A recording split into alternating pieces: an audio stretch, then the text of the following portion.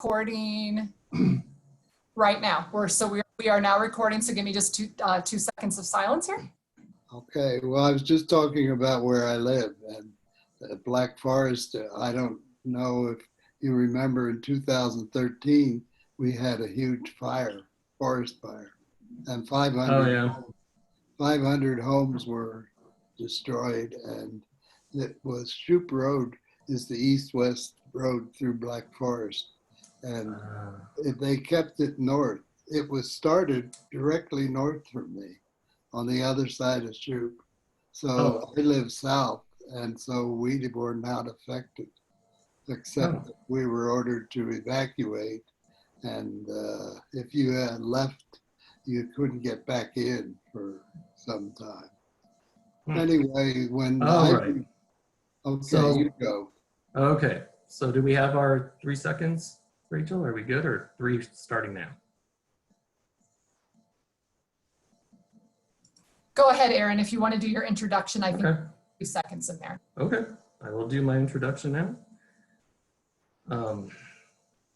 My name is Aaron Marcus. I am here in Denver. I am talking with Bob Wingeard.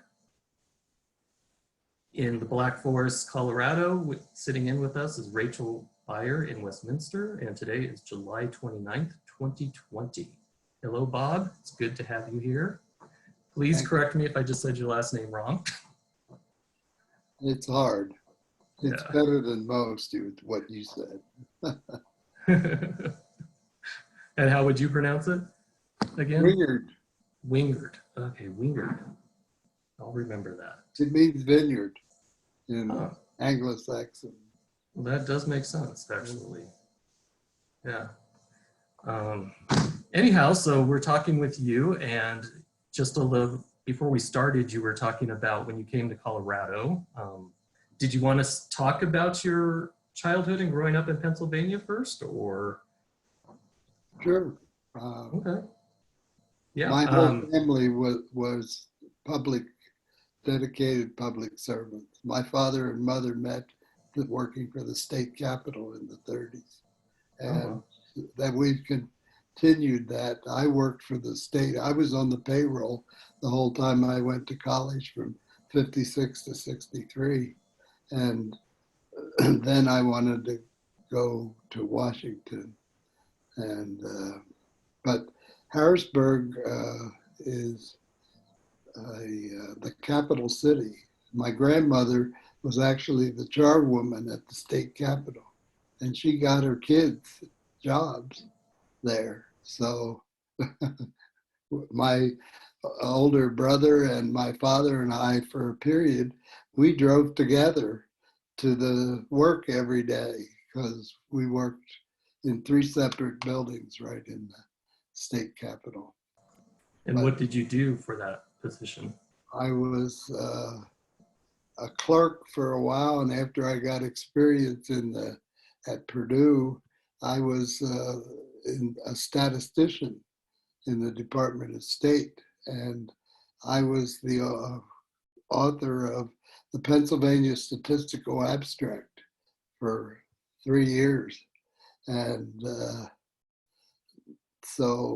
but I wanted to leave far away. Most of the family, most of the people who went to college went to Penn State or a state college. And I wanted to go to Purdue since I was a little kid. And my father said, well, the only way you can go is if you get a scholarship. So I got a scholarship, and that's 600 miles away from Harrisburg. And there was something in me that told me I should get away.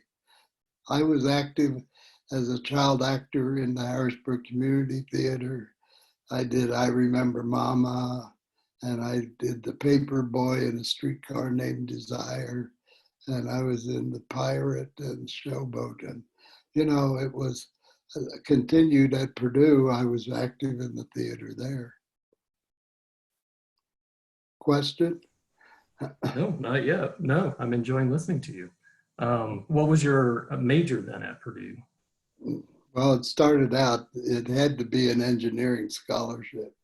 But after 2 years, my mother got pregnant at the age of 45, And my father decided we should move out of our tenement in the city, and we built a house. And in order to help with that, I quit college for 2 years and helped them that way. And so, what was the question? Oh, what your major was in college. Mathematical statistics. My father was a statistician and a free thinker, and I turned out to be a statistician and a free thinker. Oh, So wow. I take after him. And is that what took you to Washington, D.C. then? That You type know, of I work? was enthusiastic about JFK.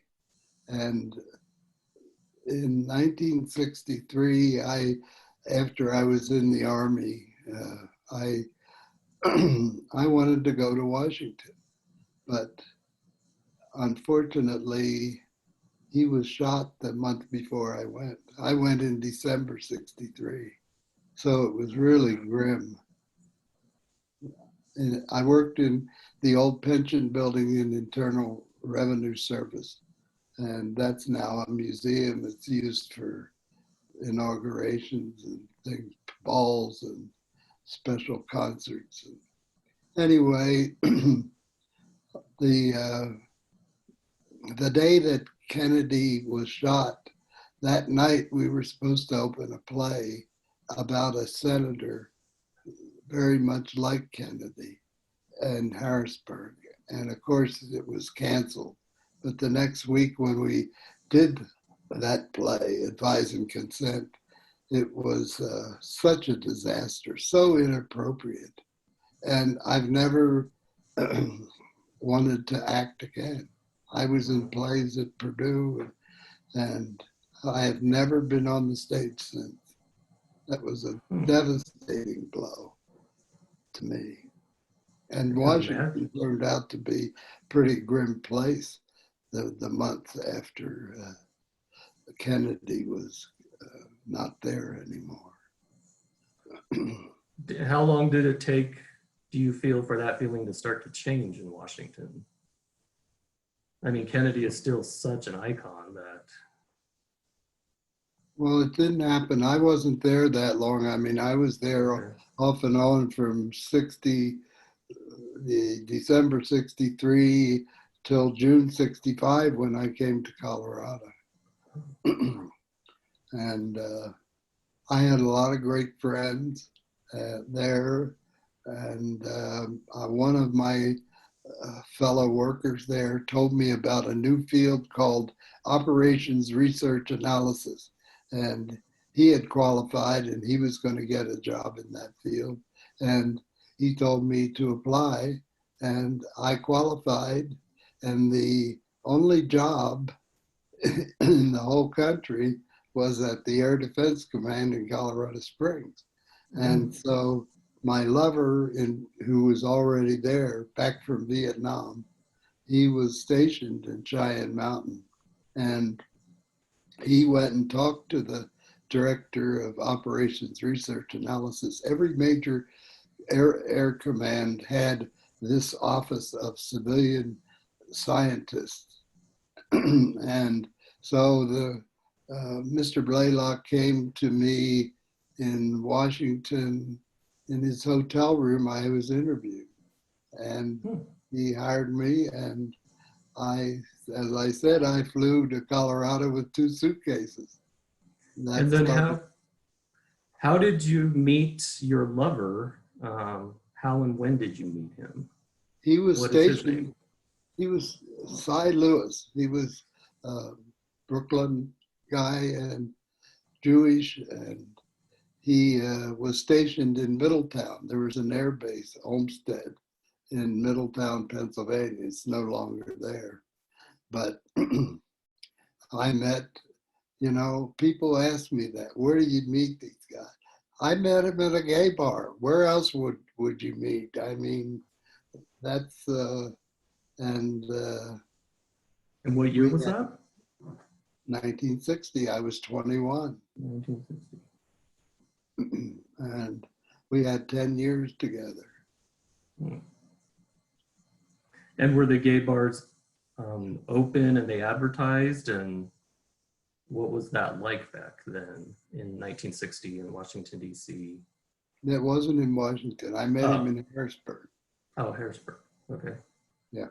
And I think it was the only gay bar there.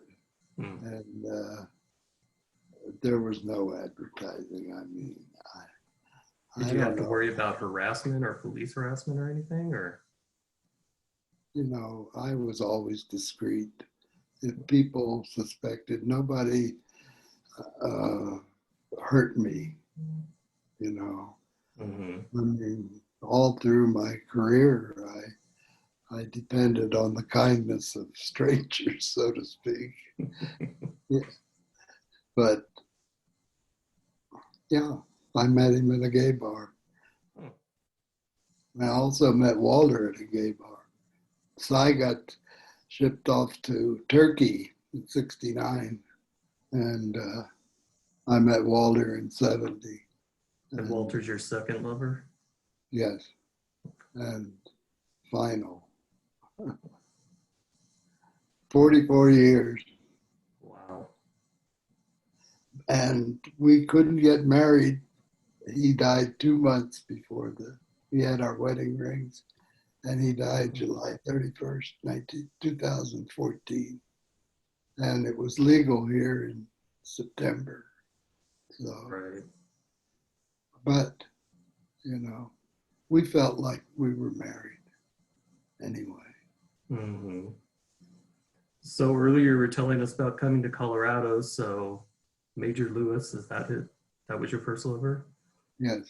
So he was living here and you moved here to be with Yes, him? and you know, my parents heard about Colorado in spite of that rough beginning introduction of all the rain and the flood. It was my parents and brought I have a brother who's 20 years younger than me, and he was 7 years old. They came to Colorado in August that year, drove out, and since then I had a lot of relatives from back east who have come visit me. Hmm. So when you got to Colorado, you said earlier you just had 2 suitcases. Right. And what did you think of Colorado when you got here? Had Well, I told you, I didn't see Pikes Peak for a long time, but it got better, and and I enjoyed it. Cy was a skier, and I learned to ski at the Broadmoor ski area. They had, and it was awful. I mean, it was at night, Monday, Wednesday, Friday for 2 weeks, and it's icy and cold and dark. And I thought, this is awful. But the last night, something hit me, and it felt right. And the guy who was teaching, he said, don't give up. Go to Breckenridge in the daytime. And as soon as I did that, I was hooked. So, How often did you go to Breckenridge in that area to ski? well, off, I don't know. Do you mean how many times a winter? Yeah. We went to different areas, Uh, and we were like the first day after Cy was gone, and I had Walter. Walter really didn't care that much for skiing, but we had an RV, and we would pack up the dogs and go for weekends. And we went to the first opening day of Beaver Creek, first opening day of Keystone, and the owner of Keystone was giving people in line cups of coffee. And so, I mean, we went to many different places. Cy and I went for a week in Aspen, and we took my young brother who was 10 and put him in ski school at Buttermilk. And then we went, when he was done with that, we went to the Big Burn on what is that? No, I don't remember. Another ski area there in Aspen. I have trouble now with names of people and things. When I was in the bridge world and was politically involved on all these boards and all these tournaments, and I knew hundreds of people. Now I've lost a lot of the names. I hope it doesn't mean something really bad. Hmm. So when you were living with Cy, he was active military and you were civilian contractor? Not contractor, GS, civilian. Okay. Government And employee. And it was a really interesting, fascinating time. Air Defense Command owned all the radars and all the aircraft, the fighters, and we got our first computer in 1966, and that was an IBM 1410. And you know that one? I mean, autocoder, IBM came, and I was appointed the manager of the computer system. I wrote the first programs to brief the generals on status of forces. And then one day, my boss told me, offer General Greenfield, the director of ops, offer him a tour of your facility there. It was right across from the war room. So I caught him one day coming out of there, and I said, General Greenfield, how would you like to see your new computer? I don't want to have anything to do with that. That was 1966. So, but then, you know, there was no Space Command. I kept track of all the space objects. In 1968, there were 600 objects in space, and most of them were Russians because they didn't do very well launching, and a lot of theirs exploded into pieces. So they got worried about how many objects are we going to have, and is this going to be a problem? So I was tasked, I did a projection for 10 years, how many objects there would be. And that report showed, and it was pretty accurate, the 1,800 objects by 1978. And of course, now there's thousands. But there was no Space Command then. And then NORAD, we were a subsidiary of NORAD, and the NORAD Unknown Track database I started. And this kept track of all the incoming aircraft into North American continent, Canadian and US. And the big thing that was for at that time, the Russians were flying through the GIUK gap down to Cuba. And we would identify them and by radar, and then two fighters would go up from Iceland or from the US, and they would take pictures. The people from Iceland, the guys would send me pictures of the Russian pilots waving. And but there were also a few drug runners. If you didn't have a flight plan that correlated with the system, then we would fly up and identify these so that the unknowns would become known. But because of that, I got to be known as the UFO guy. And, you know, we weren't looking over Kansas. We were looking from outside the continent. But we got all these requests. I had big file cabinets and had to answer. And many people thought we were hiding something. And we really had no idea about things that were flying internally. Now, what's interesting, after I retired, and because of 9/11, you know, we assumed all along that anything that took off within the United States or Canada was friendly.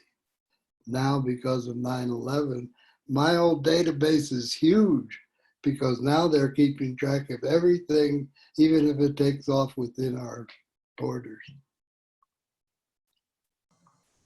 So they're still using the original date or the original database you made. Right. Oh, And then after the Russians went away, 1990, NORAD was looking for a new role, and they decided to join the drug war. And then we got people that I dealt with, FAA, Customs, National Army, National Guard, all these DEA, and I set up a database for the drug aircraft flying in from the south. And we had balloon radars along the Gulf of Mexico, Key West. And then we had ground Army radars along the southern border from in Texas, New Mexico, Arizona. And we did pretty good. I mean, I retired 5 years later, but by that time, there was hardly any air traffic. They found that we were too good at identifying them. So they found many other ways to smuggle. And did you have a team under you that worked for you, or were you the Well, main I had person? a couple of people. After that initial programming, I was the first. I had the first class at Purdue on computers that was ever taught anywhere. And that was 1962, and we programmed 10110 machine language, and but I didn't want to be a programmer. I wanted to be an analyst. So most of the systems that I had, I worked with other people and I told them, this is what I want, all down to the graphs and charts that I needed to brief the generals. So I got out of programming, but I had computer assistance, data entry, data editing, all that. It was a fascinating job. It got exciting sometimes when there were Russian incidents. And there were some really fascinating times. That in 1975, there was a night where all across our northern border in Maine, Montana, and all these bases, Michigan, they were hit with strange lights in the sky over the bases.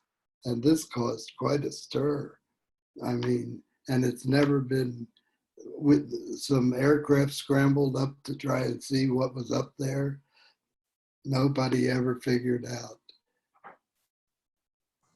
I was just going to ask you if you figured out what it was or were allowed to tell us, but They never figured out. The most interesting incident that had not to do with NORAD, but it came through. We sold F-4s to the Shah in Iran, and we went and trained those pilots. And there was an incident when they were flying up along the Russian border where the Russians actually took control of two planes and drew them to fly over the border. That capability nobody has ever talked about, that you could take control of another airplane. So I thought that's pretty interesting. that is interesting. I'm sorry, did they do that from the ground? Yes.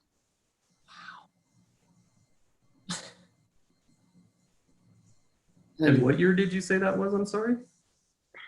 late 70s. Okay. The Shah was still in power. So,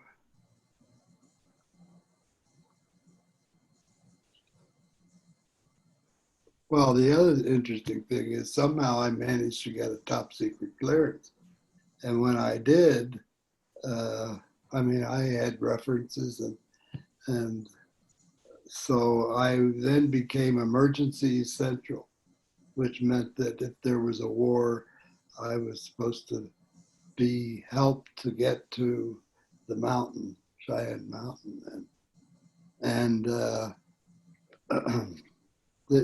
those are expensive and exhaustive investigations that they do.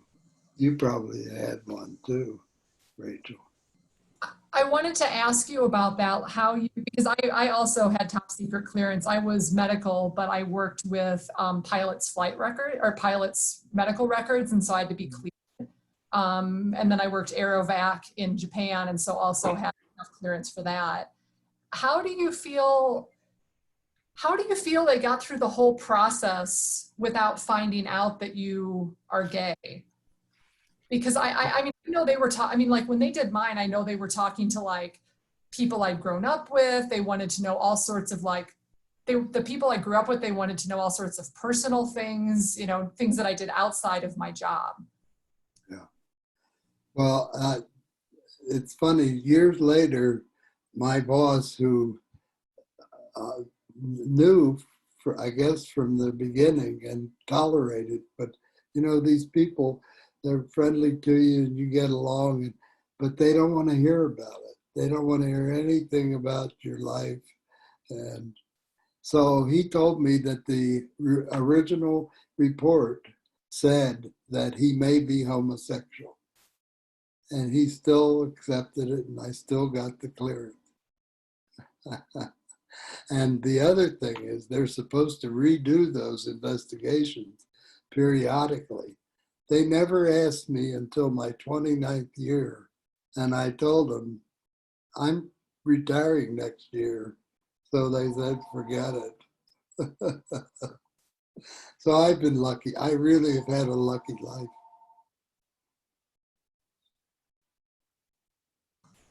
So when they were doing that security clearance, what year was that? 1965 it started when I. Okay, so you were with Sly. And then after that, then I was permanent status, and because of being emergency central, I was discharged from the reserve. You know, I had been in the Army National Guard in Pennsylvania and the Air National Guard in DC and all this, and I was going to be in the Air Force Reserve in Colorado. But because of that job, I was not allowed to be in the military. Suited me fine. My Army experience was hilarious. I mean, I went to Fort Knox and, well, you're a college graduate, you could be a squad leader. And they did it alphabetically. So I had the WXYZs and Wojciechowski and Yingling and Zablonsky, all these great big guys. And they were terrific. I mean, because of being a squad leader, I didn't have to do KP or monkey bars. And I had a paper route, you know, for 5 years, so I could march. But these guys, they would even help me. They'd take my backpack, and another guy'd take my rifle, and they were so terrific. We won all the war games and night games. And then at the end, they said, you're the best trainee. I was nothing. They were the best trainees. And this young lieutenant called me in and he said, I want to offer you the chance to go to officer training school. Well, I wanted to work for the government, but not in the military. So it's funny, I ended up working with the military my whole career, practically. So, yeah. And what years were you in the Army? 1953. And it was over by September, and the whole thing was ridiculous. I said, you know, they were training for Vietnam and a lot of hand-to-hand combat. And my observation was, we're not going to win this war. And of course, Cy had been there and at the same time in Vietnam. And what brought him to Colorado? Because did he live in Colorado first, or you moved here together? No, he came to Colorado Springs. That was his assignment after a year in Vietnam. Okay. Right. And were there any issues with the two of you living together that whole time, or did he have to stay very discreet also? There were never any issues. I Between was him and surprised your when I wife? met him that he had a roommate on base in Middletown, and he brought me there. We met the other guy, and we went into his bedroom. And I mean, there was, I guess the guy didn't care. Hmm. That's a part of this whole thing, you know, that you have to be careful around. You never know who might expose you or and try and do something bad to you. So I think I was lucky. I worked with the Air Force pilots. I mean, I had a system that was the hugest database of all at the Air Defense Command that I designed to keep track of the experience of pilots every time they flew a fighter. And they came down and I designed this debriefing form, and they would go through it and describe what they did, what problems they had. And this was used by maintenance and ops. And that was thousands of records every month. And then you said earlier that you were with Cy until he was stationed or transferred to Turkey, Right. reassigned? Yeah. I mean, I can't describe to you. Walter, when I met Walter, I mean, I wasn't looking for anybody. I was still felt like I was in a great partnership with Cy. But when I met Walter, it was like a big bang in my head. I mean, we were just soulmates. I mean, it was just irresistible to me. He had this charming German accent. He came to visit relatives in 1968 at the age of 32. And then one of his relatives, his cousin Jeff, she found him a job at the Broadmoor because she was a friend of the top chef at the Penrose Room, and she told him about Walter. He was from Belgium, and he said, "Oh, I'll give him a try." So Walter was on a 6-month visa, and he was hired in '69 January to be the pastry chef he had studied to be a baker pastry chef in Germany. He didn't go to college. At the age of 12 in Germany, you either decide you're going on for hire or you go in a trade. And he went to a bakery. So he was very successful at the Penrose Room for 4 years, and then he was named the head chef for the whole hotel. And he had like a staff of 8 people working for him. He served 5 presidents, and he served a lot of famous people. He had a letter from Dinah Shore, who praised him for his watermelon ice bomb. Well, I don't even know what that is, but she liked it.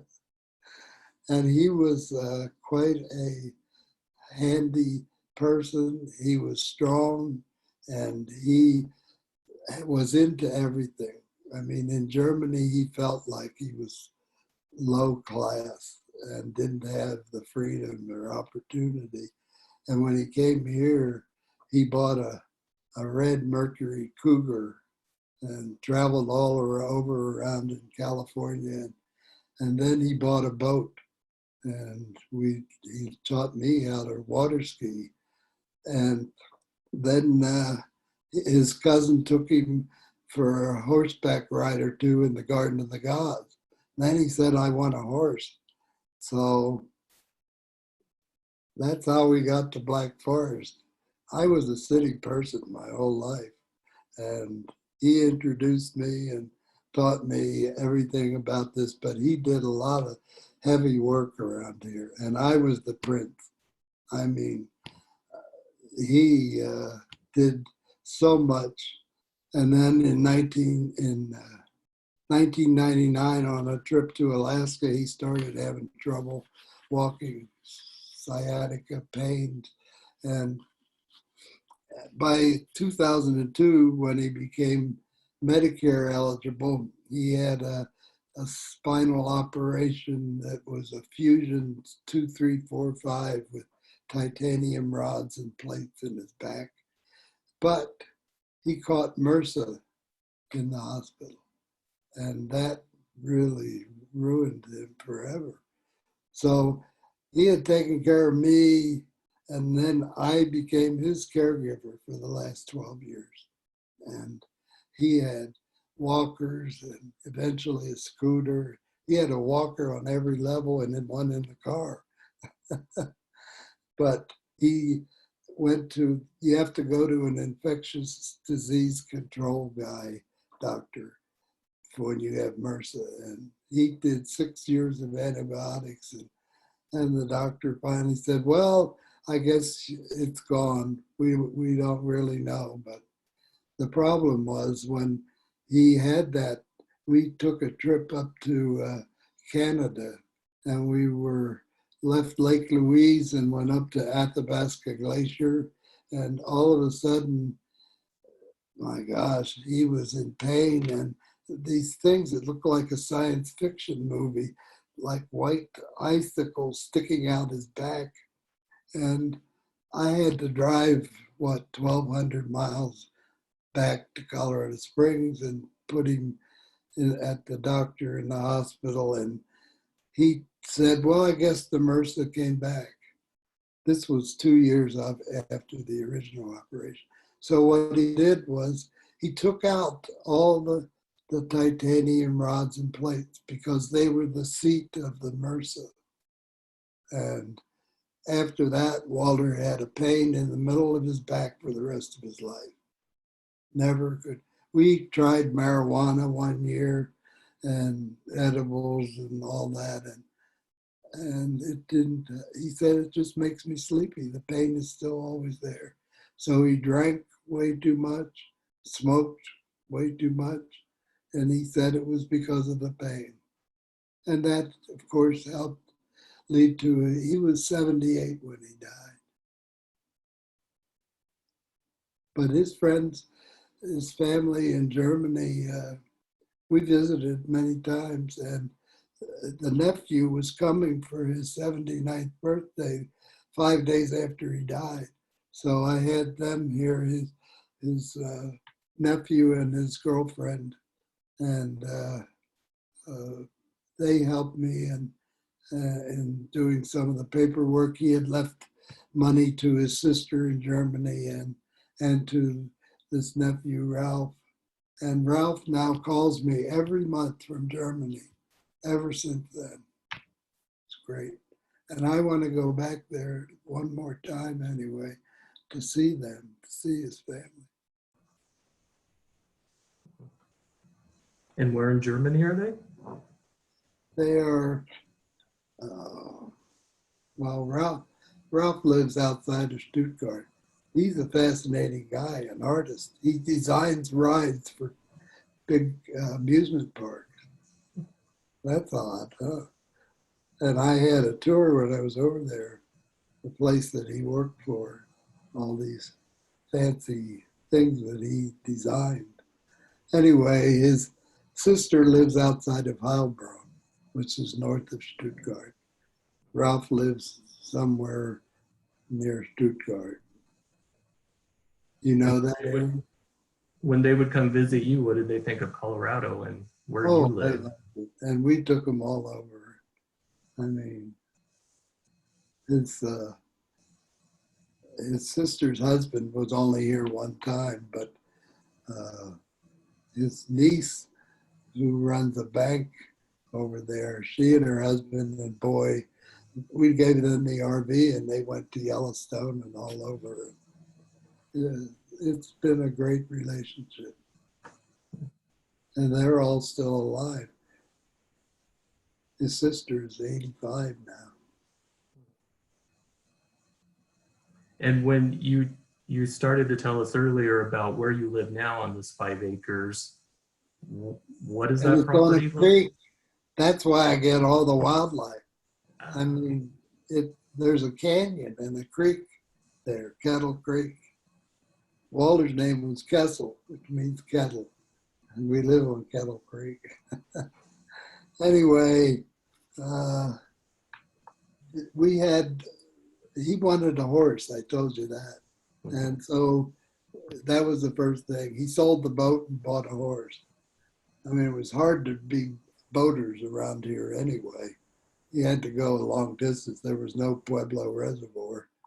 And so he got a quarter horse Palomino mare and had her bred and started raising horses. And then in 74, he found an American Morgan horse in Castle Rock. And that was 2 years old. And he then got involved in all these horse shows, and he traveled to and got in we have a Victorian bar room downstairs, and all the ribbons were ringed around there. And so he gave me one of the horses from the Palomino mare, Sugar Chancy. But I never became a big horseman. I mean, I was in bridge and I liked skiing. And he did skiing with me because I liked it, but he would never do bridge.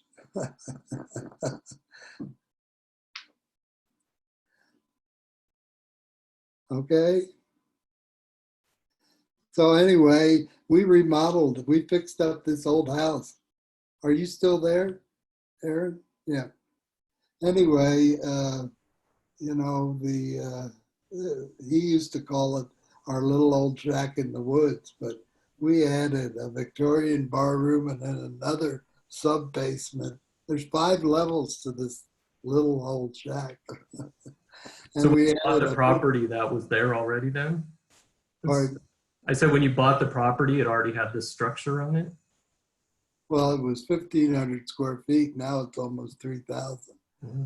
So the sunroom, that's a story. We had a big grasshopper plague or locust plague, 1980, and the walls were black. And we had chickens. Walter built a chicken house, which is now the pool house.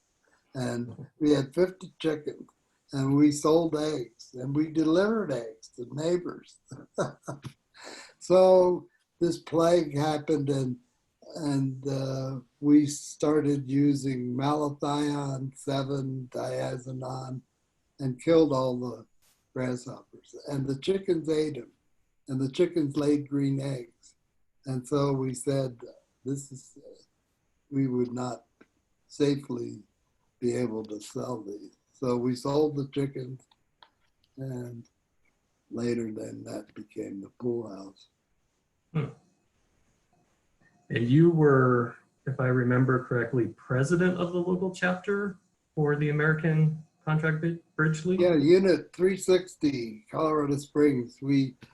I was on the board from 1967, and then 6 decades off and on. 6 decades I've been on that board. But I don't think I will try for the 7th. It's coming up. Anyway, I had the idea. My older brother and I learned to play bridge in college, and we played at the Harrisburg Bridge Club, and they had their own building and they owned it, the unit. So when I moved to Colorado Springs and got active, I never forgot that. And I got on the board, and I said, how about, there were clubs renting places all the way from Air Force Academy to Fort Carson. And So I said, I think we should have a one bridge building where all the bridge clubs should be. And they thought it was an interesting idea. And they said, you know, we have $1,000 in the bank, and this doesn't seem.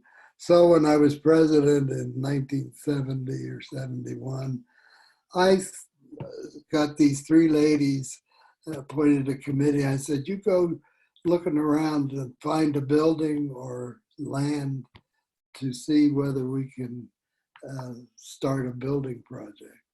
And they found this piece of land, which is almost 2 acres, and it's convenient to the interstate downtown. And we bought the land, and we got the approval from the membership, and we started paying that off, and we became frugal. And when we had tournaments, we didn't give any hospitality, and the people from Denver that we relied on they had a lot of rich players in Denver. They understood what we were doing, and so we were able to make enough money with bake sales and quilts and all this to pay the monthly fee for the land. So then in 1977, the board decided it's time to build, and we still owed $5,000 on the land, and we had no money for a down payment. And so 5 of us loaned the unit $5,000 so we could pay off the land and build the building. So then we had to find a banker who would give us the money and a mortgage, and nobody wanted us to. Finally, we found a banker who said, if you get the names, the financial records of 20 people who are willing to sign a note, I'll give you $80,000 mortgage. So, you know, I was involved in the whole thing, and I asked, everybody that I asked said yes, they would sign. So it was an enthusiastic. There were some clubs who didn't want anything to do with being forced into a building.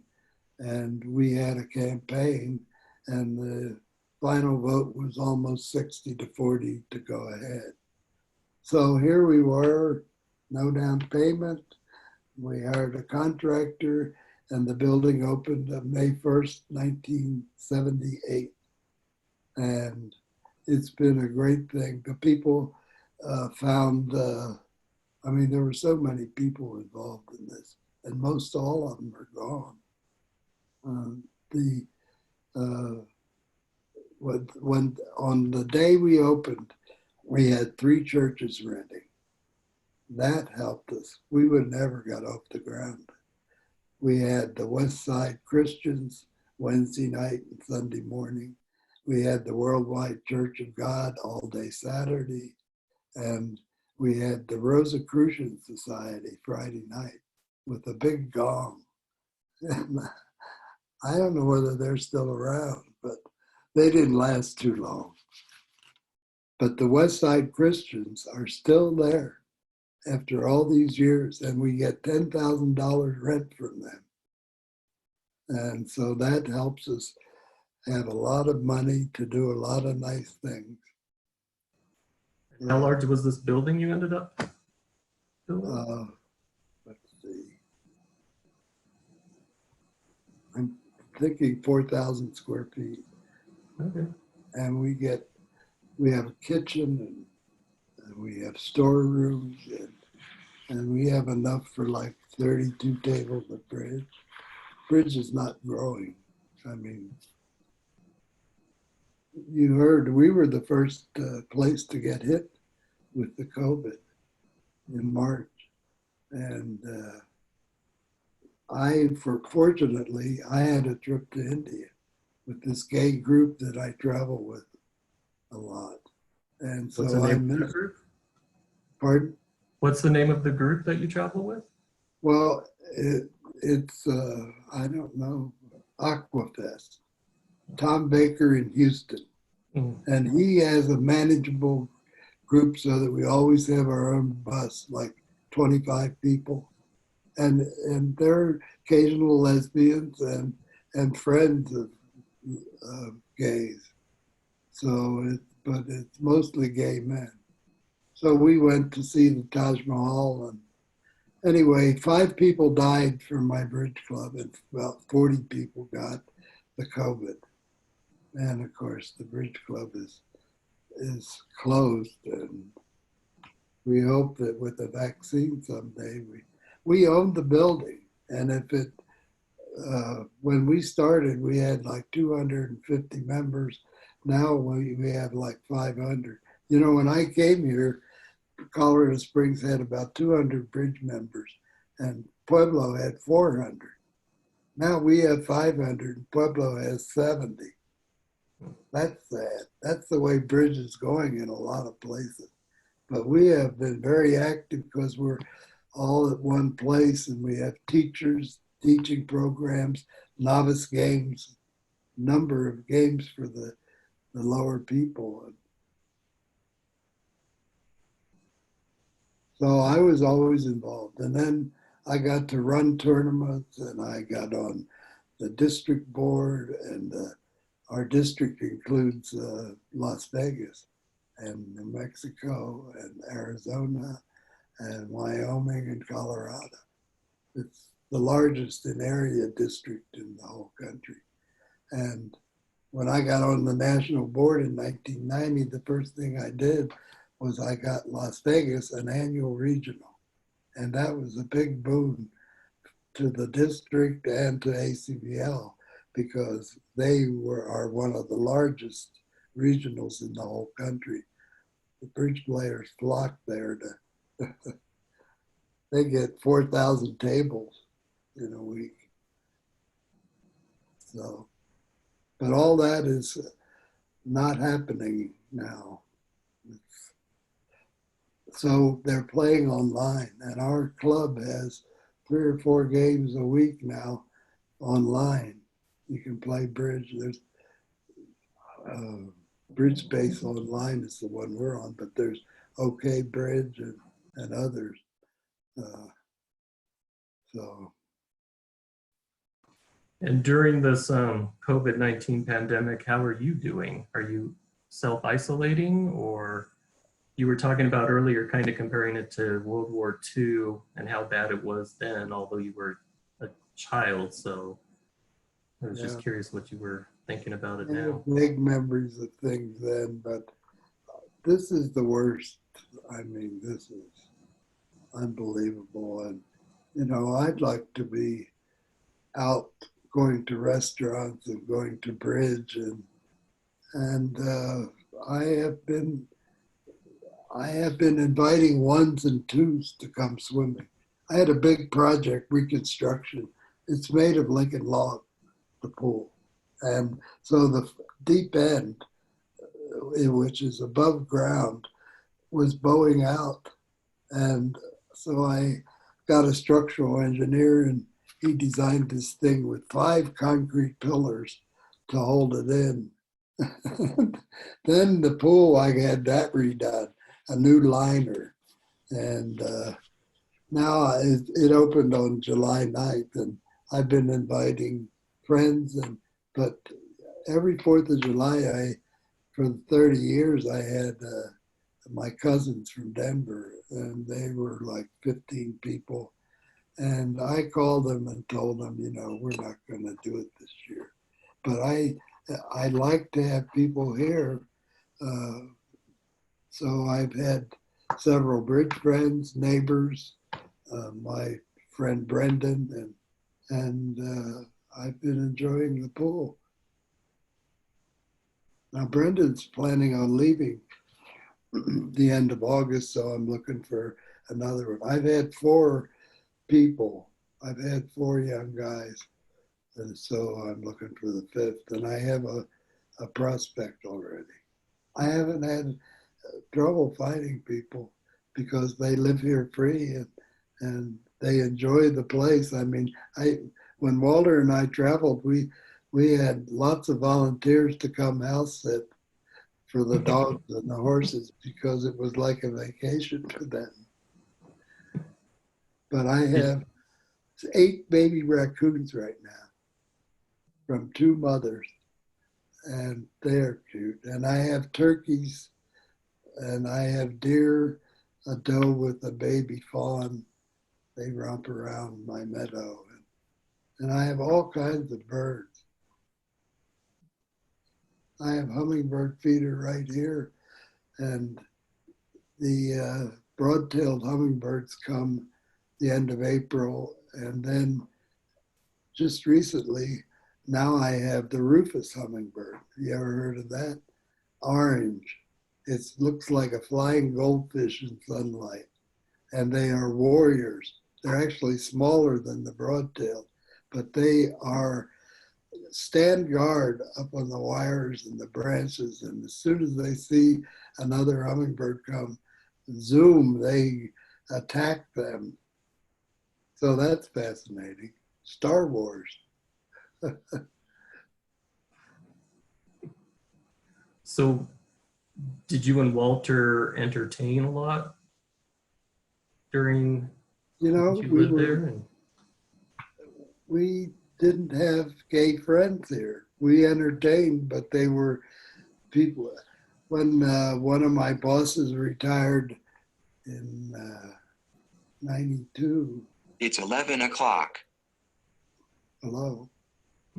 Anyway, the people that I worked with, mostly civilians, they said we should have a big party. Let's have a pool party at Bob's for his graduation. That started, and there was a NORAD pool party for people, alumni, for years until the last couple of years. We're running out of people.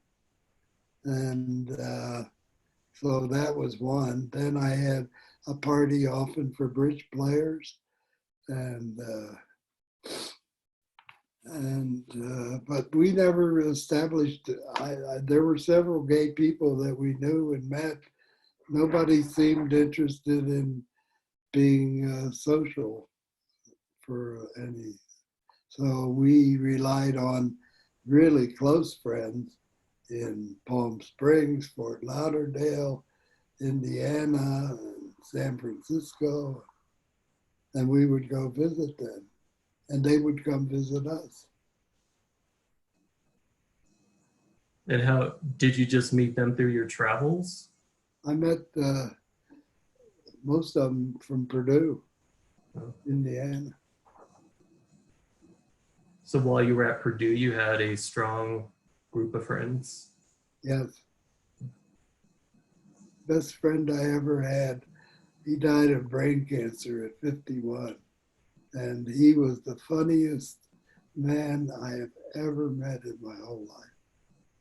And he took me under his wing, and we went different places, Indianapolis, Chicago, and he let me store my things at his house. He lived in Lafayette, and he went to California, and he had a lover who was a teacher at UC Riverside. I'm still in touch with him, Ron. But Pat was just unbelievable. I mean, and really, he could get in drag and do Judy Garland or Barbara Streisand, or, I mean, but he was terrific, and I miss him. But the other one was Jim Carter. He came to Purdue in 57 when I was a sophomore. And we did some plays together, and then he kind of dropped out. He was a very wild kid, and he made me sit outside overnight at the box office at the Purdue Hall of Music to get the best seats for Metropolitan Opera Traveling Company of AIDA. And the night of the show, we had 8 tickets. I was there alone. He was with his friends at some cocktail party and showed up in the middle of the first act and came screaming down the aisle and said, "Have they sung Celeste Aida yet?" And I said, "Yes, you missed it." That was funny. Anyway, he went on to do night school in Indiana, and then he went on campus and he became a psychiatrist. And he's been a lifelong friend. And his longtime partner died of AIDS. He lives in Fort Lauderdale. He has a boat. And I remember he told me, by the time I'm 30, I'm going to be a millionaire. And he was. I don't know how he did it. He owned apartment buildings and a couple of gay bars in Kansas City. And he's in Fort Lauderdale now? Yeah. And I visit him. Does he come visit you often? Or? But he has another lover now. But when they lived in Kansas City, they used to make a pot run to Colorado and visit me. I mean, he's a great guy, but he was really wild, and he got me in trouble at Purdue one night driving. I don't know how he had a car, but he was so drunk and speeding home from a party through campus, and they arrested him, and we were there all night. He refused to take a drug test, a drunk driver test. And so he ended up with the fine, and I bought a suit of his so he could pay the fine. Oh, yeah. Anyway. Oh, well, you're still friends. Yeah. Oh, is there anything else we haven't talked about that? Well, I made notes here.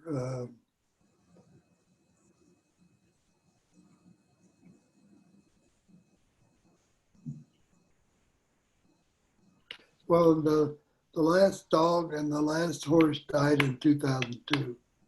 And there was a Sharpei and Walters Morgan, who was 29. So we decided that we were ready to just let everything go wild. And that's when we started getting, because when you have animals around, the wildlife doesn't come. The birds still always came, but not anything else. So Walter was born in 36, and in 1940, he lived in Duisburg, which is near the Essen and Dusseldorf and all the industrial area. And when they started bombing in 1940, he got lost on the street and was picked up by somebody after 4 days. And they found his family, and his family said, "Wow, we're going to move." And they moved down to relatives in the country, in Schwäbisch Hall. And that's how they survived the war. But he has a lot of interesting stories to tell about living and surviving. But in Purdue, I won the Senior Literary Award. I wrote a essay on the Italian film Rocco and His Brothers. I've always been a big fan of old movies, foreign movies, and my father started that. There was a theater in Harrisburg called the Uptown Theater, and it was not close. We had to drive across town, but it had English and foreign movies, a lot. And so he took us to those. He took us on a lot of trips. 48, we got our first car. A Studebaker, went to Canada. We do Thousand Islands and Ottawa and Quebec, Montreal. That was a great trip. And then we had a trip to Florida. So a lot of those interests that my older brother and I have were fostered by our parents. I've had such a wide interest range. I mean, I wanted to do everything. I was going to ask you real quick. You said after President Kennedy was assassinated and after that play you did, you never acted again. Did you still enjoy the theater though? Did you go to it here in Colorado or the Denver Oh, Center yeah. for Performing Arts or anything? Yeah, but not as much as I do movies. And because living in Black Forest, it was a pretty far distance for a while to get downtown to theaters and all that, you know. So, but I love opera too, and they have operas at the movie theaters now on Saturday morning, and I go to most of them. And now because of COVID, the Met Opera is having a recorded show every night for free on the computer. That's great. So, yeah, one trip in Germany, we would take Walter's sister's husband had of course, a Mercedes, and we had trips to Berlin and Vienna. And when we went to Vienna, we were right around the corner from the Vienna Stadtoper house, and I asked the concierge, "Who's on tonight?" So, "Oh, it's Pavarotti." I said, "Can you get me tickets?" So I took Walter's sister. Walter hated opera, but it was the elixir of love. And we had tickets sitting in the Italian ambassador's box. And when Pavarotti sang the famous aria in Act Two, the ambassador went like the Pope, and there was thunderous applause, so much so that he had to sing it all over again, which is very rare to have an encore in opera. So Pavarotti I saw. That was great. Anyway, now I feel like I am trying to give back after Walter died. I've been for years contributing automatically to HRC, and I went to my first gala last year, and Polis spoke and Hickenlooper spoke, and it was really grand. And of course now they don't have it, but I got involved with PFLAG here just to meet some people and see what the problems are. And it seems like the problems today have shifted away from gays and lesbians to trans. The big problem is trans, and the parents are coming to the meetings and expressing all the hardships that they are having. And then they introduced me to Inside Out. Have you heard of that? Inside Out is for teens, 13 to 22, I think. And they help mostly homeless gay teens find jobs, place to live. And so I've been contributing to that. So. I'm just curious because you were talking about how nice it is that you can listen to the opera virtually now. And this year was the first year that Pride Fest went virtual. Did you and Walter ever attend Pride Fest in Denver? Was that ever?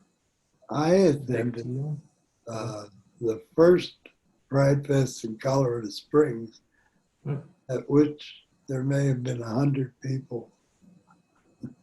Now, Yeah. last year, I think there was 30,000 downtown at our park. I couldn't believe it. You know, Walter would never do that.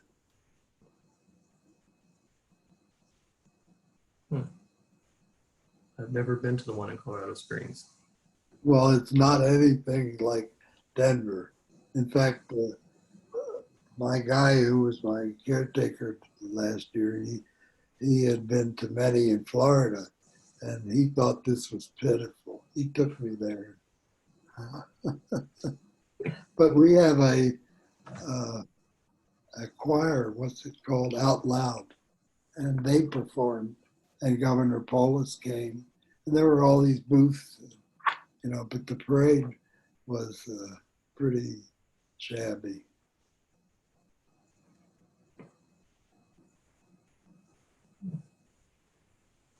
Let's see. Yeah, so I just made Diamond Life Master a year ago. That's 5,000 master points. And the lady who's a really good player who helped me get there, I took her to the Penrose room for dinner as a treat. And she's now trying to become an Emerald Life Master, which is 7,500 points.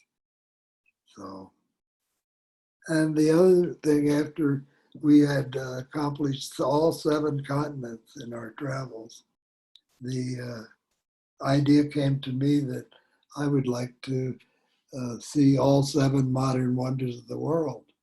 And I've seen 6 of them. It's the Great Wall, Colosseum, Machu Picchu, Chichen Itza, the statue in Rio, the Christ statue. How many is that?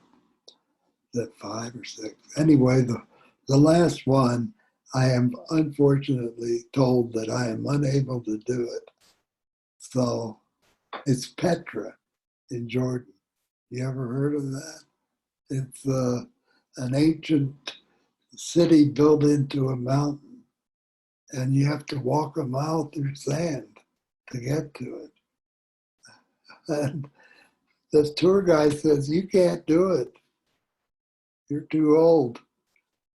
So, but India was great. We were supposed to have a 2-week tour, and on day 10, we went to the Taj Mahal, which was the main purpose of the whole thing. And then that night, they came everywhere we went, starting at the airport when we got there. They did a temperature check in your forehead. They gave you masks, and they gave you hand sanitizer everywhere. And that was the first week of March. And the US was doing nothing. And so they came to our hotel that night and said, all foreigners have to leave. We were supposed to go back the next morning to see the Taj Mahal at sunrise. And we got on a bus and went back to Delhi and started making arrangements to fly home. So we missed like a boat ride on the Ganges, and I don't know, but we got partial rebate for that. And we got home, flew to Newark, and overnight, and nothing. They barely looked at you. There's no check, no nothing. I mean, and then the flight from Newark to Denver, there was hardly anybody on it. So I thought that was kind of strange.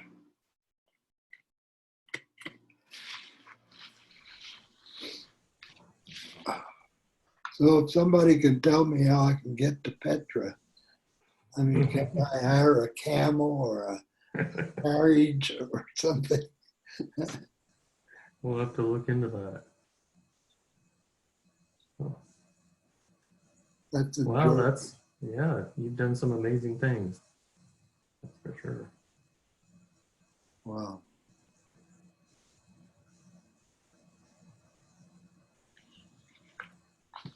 Yeah, that senior literary award, there was a banquet, and William Golding, the author of The Lord of the Flies, you know that? Lord of the Flies, the famous novel. He gave me my certificate. So I always wanted to be in the arts, but my father kept pulling me, saying, you need something substantial. So, Well, it sounds like you were successful at statistics and, yeah. thanks. I feel like I was lucky. I mean, the timing of everything for me, well, I mean, if I had been an adult in the 50s, I don't think I'd have gotten a federal job. And the 60s, it all changed. And then AIDS, we were monogamous by 1980. So that was never a threat to us. Just a terrible, depressing thing that we felt bad Did you about. have many friends or people you knew that were affected directly by it? Well, I told you, Jim Carter, my friend in Philadelphia, his lover died of AIDS. And so that was sad. But, you know, most of my friends were partnered. So we were all lucky. We were too old to get AIDS.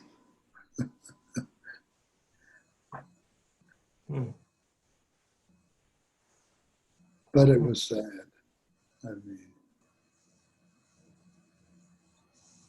Is that something you and Walter discussed as a news topic, or since you're in a monogamous relationship? well, I mean, because it discussed. didn't directly affect you since you're in a monogamous relationship. I was just curious if you discussed it in general. Well, I'm sure we did, Mm. but I mean, it just came naturally in the development of our relationship. I mean, especially after we moved here to Black Forest, it was a rather long trip to go anywhere downtown, you know. So, and Walter was thrilled with everything around here. So we remodeled this whole house, and it still brings back a lot of memories because Walter did all the heavy work, and we hired contractors to help with, you know, some of it. But the first sunroom with these plastic curved pieces, and we ordered it, and we put it together in the garage, 1,200 pieces. And we had a friend build a concrete deck out there. We put it all on there, and oh,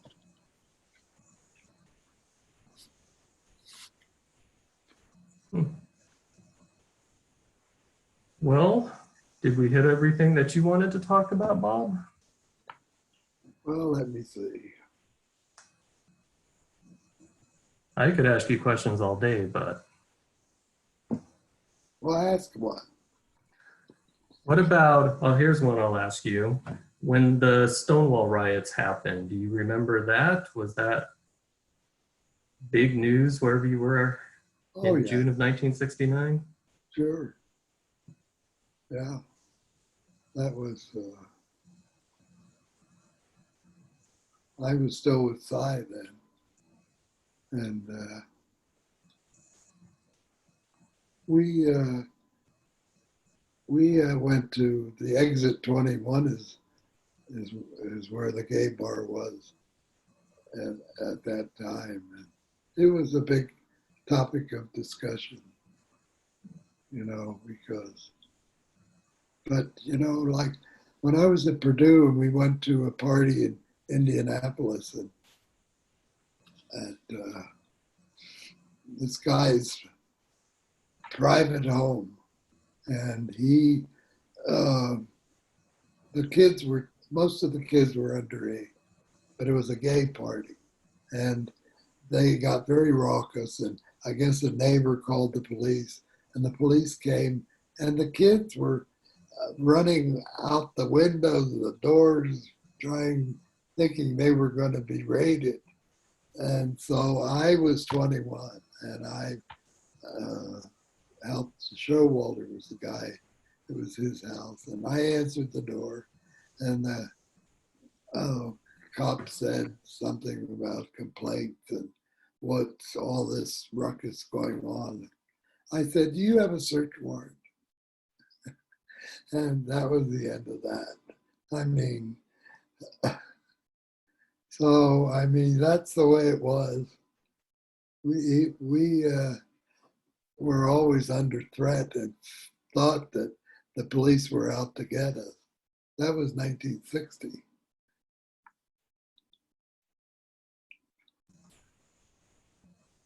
And then what about for you, especially living where you do, Amendment 2? Oh, we were going to leave, you know, as soon as we retired. Walter was already retired, and I retired in 95, and we said, we're leaving, we're not staying here. So by the time that it got to the Supreme Court, 9-0, how about that? I mean, that's never been done, that they overturned the vote of the people anytime. So that's good that happened. Mm-hmm.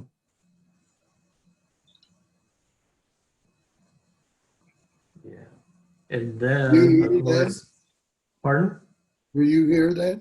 I was. I was young and had just come out, and that was like literally 1992. Yeah, that's when I came out. So that was the first thing I was kind of introduced to. So were you political saying, I don't want to live here anymore? I don't remember thinking that at the time. Again, I was so young, and in college, I went to Metro. I honestly don't remember thinking I was going to leave, but I know that was a sentiment shared by many, many people here. Right. Yeah. Well, here, you know, when there was a period where in order to get to the interstate, we had to go by, what is that? Focus on the family? Focus on the family. And now with the Interquest, we have to go by the New Life Church and a couple other, there's like 30 organizations that have their headquarters now in Colorado Springs. And, you know, you've heard about the New Life Church. The guy was caught with the masseur. And so, I mean, you know, I think they all are having second thoughts about their anti-gay stance. A lot of churches are very inclusive. I went to, with friends, the First United Church Christ. They are totally open downtown, the Unitarians. But I am a free thinker, so that means I believe in a great force in the universe, unknowable. Mm-hmm. And then a few years ago, I guess, you said Walter passed away right before they legalized civil unions. Yeah, it was September 2014, and we had our plans, and that was sad. And then in 2015, the Supreme Court ruled gay marriage was legal, which was long after Walter passed away. But did you think you would see that happen? Well, Walter couldn't believe anything like that would ever happen. We used to watch TV and there'd be a little gay thing and he'd say, "You mean they can show that on TV?" I mean, we were old school, really. So, Oh, well, as I said, this has been wonderful. are you partnered? I am not. Are you partnered, Rachel? I am not either, no. No. Well, I was lucky. I found my soulmate. And, you know, I hope you find yours too. I was curious. That's why I asked you where you met both of your lovers, because Well, you it know, seems so different now. well, I used to make up stories when people would ask me. The German club or some, you know, but now if somebody asks me, I say gay, a gay nightclub. Yeah, we became, you know, very open after we retired. I mean, but Did that's that, why, was there anybody in your life that it shocked, or you lose any friendships when you started becoming more open about it? no. Hmm. And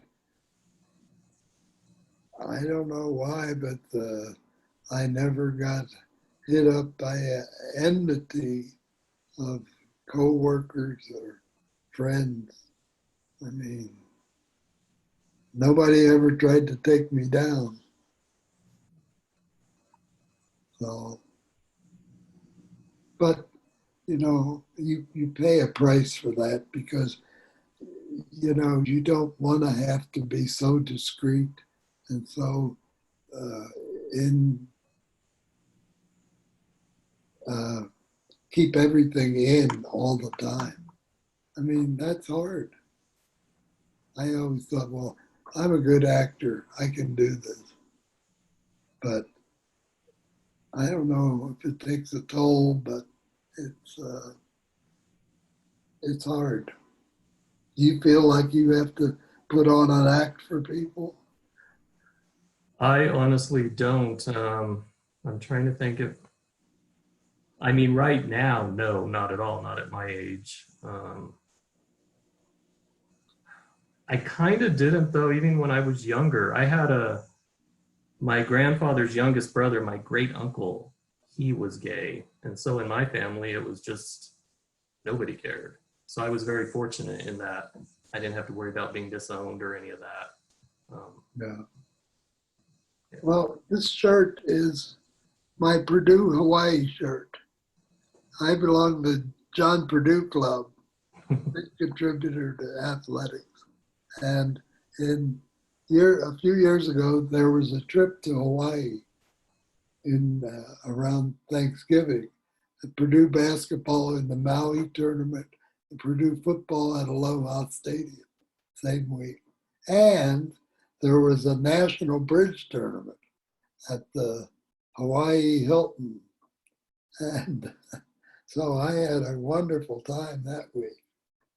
They gave us these shirts, Purdue Boilermaker.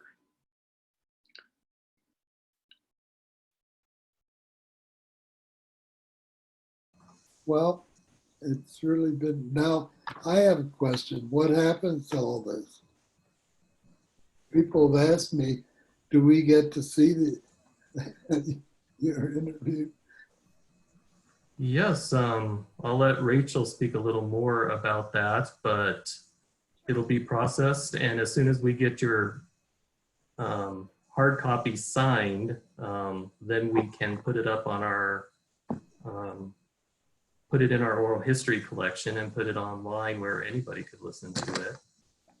Is that correct, Rachel? Am I? Yeah, so right now, once we get the official stuff done on our side, there will be an index just kind of a table of contents for the interview, if you will. So like, for example, when you talk at a specific time about a particular topic, we'll say, oh, if you want to listen to this particular topic, go to 23 minutes and 42 seconds kind of thing.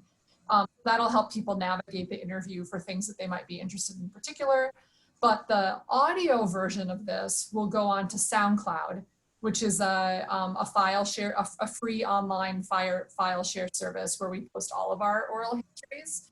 And that will go up first because we currently have the capacity to do that.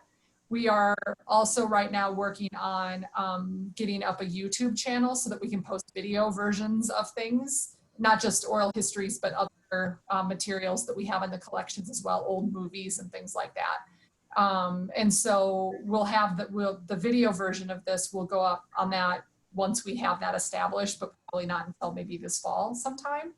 But the audio version for people to listen to will be on SoundCloud probably within 6 weeks, because we have to get it through our, we have to get the interview through the formal committee of curators. And once everyone stamps off on it, then we can get it put up online. And once we have it put up online, we'll send you the link to that so that you can share that with anyone that wants to listen to it. You have it yourself. I will also send you the actual digital file of this so that you have a copy for yourself. Okay. That you would have, I mean, just as a digital file as Were well. there other sections besides LGBTQ for the history project? So we had looped in our military curator as well because of your work experience. He just started working with us. He just started at History Colorado, and his position is also new. And so I'm kind of here as having had my own military experience and also working for the federal government and having the technology background that I do, that we felt like I could probably cover that part of the interview if there were any really direct questions we had for you about that.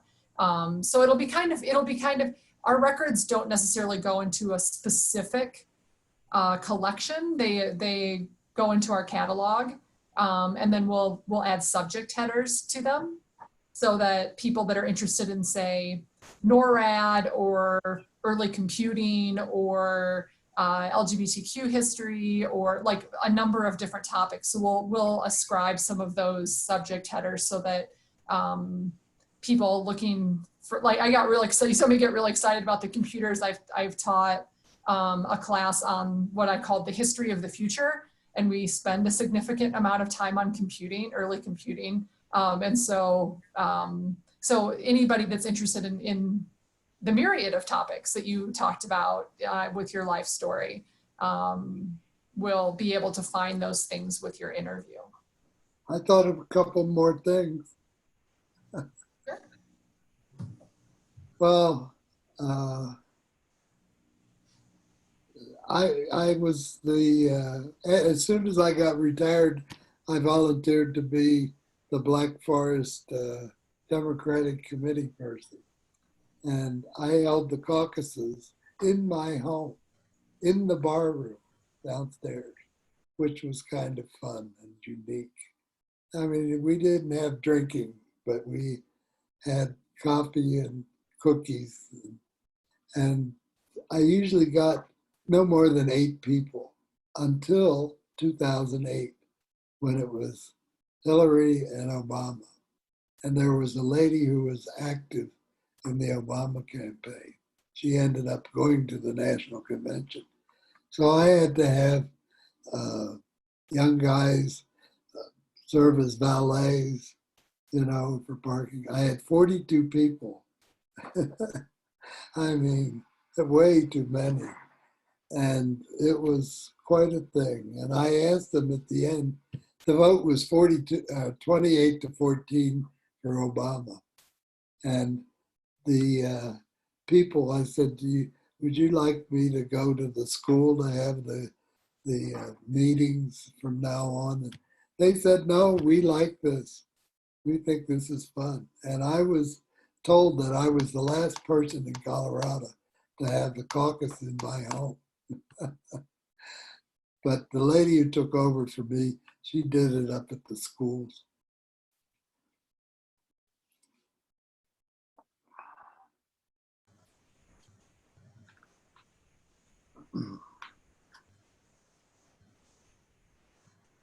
Well, just one more thing, but I've forgotten it.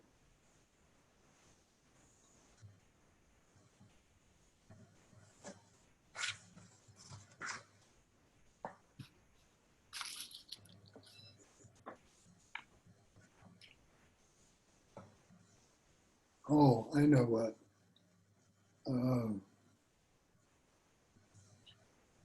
When I worked, you know, I don't want to sound like a braggart, but I always was an overachiever. And I stopped myself short in my job at NORAD. I got to GS 14, which is pretty high. But if you went to GS 15, you were in the class where you had to socialize with the generals. And I was fearful of that. So I really held myself back. That's too bad.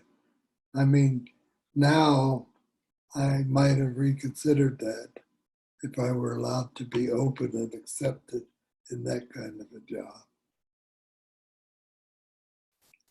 So that's another sad thing about, you know, controlling your expectations.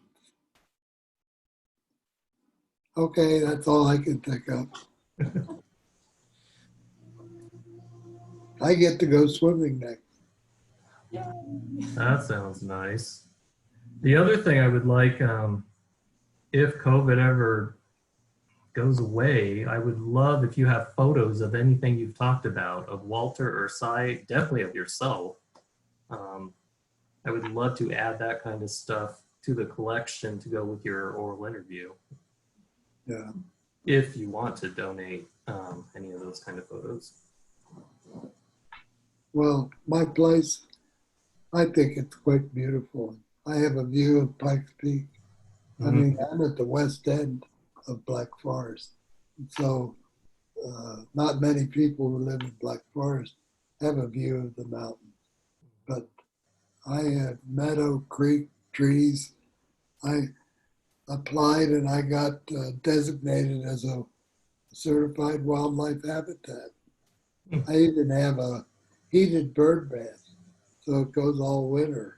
Not many people have that. Yeah, even photos of that from the time you bought it till today. If, like I said, if I can ever visit you, I would take photos, and that's something that would be good to go with your oral history Come visit. also. Come and have a swim and take some pictures, both of you. Really, I love to have people. After Walter died, so many days I would sit alone by the swimming pool. So then I started wearing a belt. And so if something happened, and then I have a cell phone by the deck, and you know, it was lonely. Now I have people who are interested in coming, so come. I'd love to see both of you. Yeah, we'll definitely have a trip down, Aaron. Oh no, yeah, works for me. Well, Wonderful. Black Forest is a unique place, you know.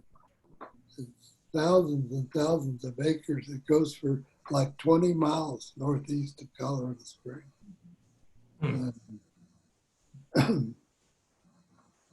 Yeah, until I read this, I didn't realize we had a place called Black Forest in Colorado. Yeah, well, you know, I don't know how it started, but this idea of everybody has to have 5 acres, you know, it has kept it from being urbanized. And yet we're really close. For me, it's like 5 minutes to the interstate. And so that's amazing too with the wildlife. across the road from me, there's a herd of antelope. And they've been there for hundreds of years, I'm sure. We had a moose in the creek for like 5 years. And when anybody tries to shoot, people like to shoot down there. And because it's a canyon, it creates a big bang echo. And I call the sheriff. They're not allowed to shoot on my property. All the wildlife lives down there.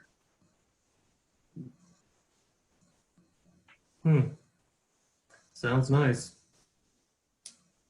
Well, it's my paradise. Well, I hope I get to see it. Like I said, yeah, I gave you my phone number, so you have my cell phone number. Feel free to call me anytime. I'll email you if there's anything to follow up with, but like I said, I would love to get any kind of photos you have of anything you talked about. Well, I'm surprised that I think Brendan forwarded an email, that signed thing. Does it have to be mailed in by paper mail? The release form? Yeah, The release form that you signed, we have two options. Either one works just fine. It either needs to be mailed in person. Our registrar requires that you've actually, she requires a form that you've actually signed. Or because of the current circumstance, which we'd normally do if we were with you in person, we just have to sign it, we would take it back right away. The other option that she has is that she can send you an email, and it's called DocuSign. And basically what it is it's a more formal system that banks use and things like that to get official legal signatures that you would just do by email. So basically you get the email, you click on the link, you'd electronically sign it, and then it just goes directly back to her. So we can do that if you haven't mailed the form, we can just send you that, and then you can just electronically sign it, and then you don't have to stick anything in the mail. So whichever you prefer is I fine. thought it was done. I thought Brendan already emailed you. He sent us you signed a print copy. He emailed us a picture of the print copy. Right. That's okay. Yeah. No, we need to have either the print copy sent in the mail, or we'll send you an email with an electronic signature. And it sounds like it just might be easier to do that way, to have you you basically sign it electronically on the computer. Okay. Okay, so we'll have Amy send that to you. And Aaron, in your follow-up email to Bob, can you just include Amy's name first and last so that Bob knows what email he'll be getting from her? Yeah. Yeah. Yeah, I brought in a poster from a guy, and he did that also, the DocuSign. So it's easy. Like I said, you just click on a link, like Rachel said, click on a link and it shows, yeah. It's just a legality, legal sort of thing. Yeah. Well, Brendan knows how to do it, but I'm going to be losing him. I got to find somebody new. This young guy who is gay that I met at Peak Lag, he may be the one that's coming in. So I went online. It was called Silver Nest, and then they are part of roommates.com, and I was told what I need. And the attractive thing is for people to live somewhere for free, and they have two floors, the lower 2 floors of the house, so, and most of the year it's not much to do, shoveling snow and taking out the trash I live on a gravel road. So, but in May, sprinkling system, Brendan had to dig down 5 feet. The sprinkling system was 40 years old, and the pipes and the valves were shot. So the guy came and said, well, if you dig down 5 feet, that'll save you $400. So Brendan was willing to do it. He wants to be a fireman, and he's got to bulk up. He didn't pass the strength test, So now he is eager to do heavy work. I was just going to say that would be good exercise. Yeah. And then this reconstruction project, boy, that's been a lot of work. But, you know, an old house, things start wearing out and breaking down. So, but in the winter, there's not that much to do. May, June, that's a busy time. I have window boxes of flowers on two sides of the house. And I try and have a little garden, but you know, Black Forest is really hard to be much of a gardener. I've killed thousands of plants over the years. I mean, I can't even get columbines to stay here. 2002 was the first big drought. And then since then, we've had things. I mean, perennials don't last through the winter. And it's almost impossible to get out with the hose during the winter. So gardening is kind of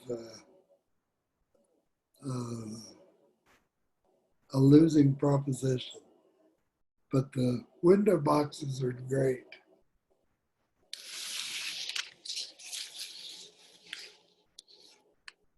You see it? Gorgeous. Wow. Yeah, just everything out there. Wow. Bird feeders. Especially after living in the city here. Huh. What a view. Yeah, I can sit here and it's always something new.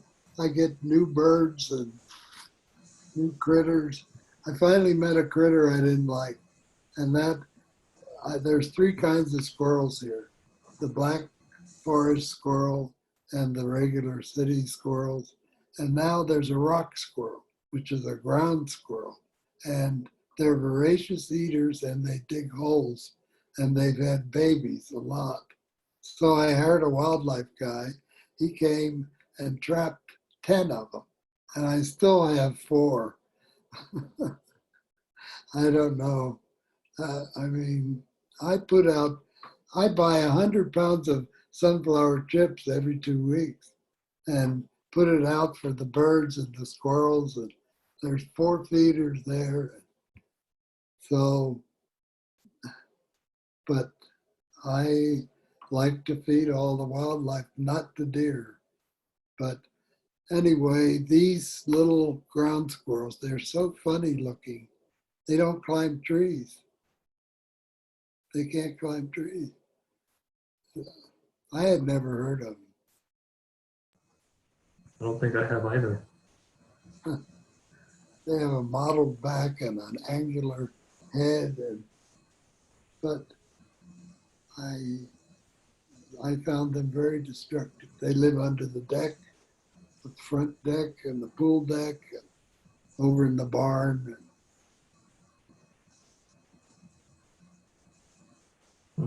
Well, I hope to see you. Yeah, That would be great. Yeah. it would be. Yeah. Yeah, I'll like I said, I'll send a follow-up email. Let Amy know to send you the DocuSign, and we'll go from there. Like I said, I really would like to look at some photos or of anything we talked about. Yeah. All right. Well, thank you, Bob.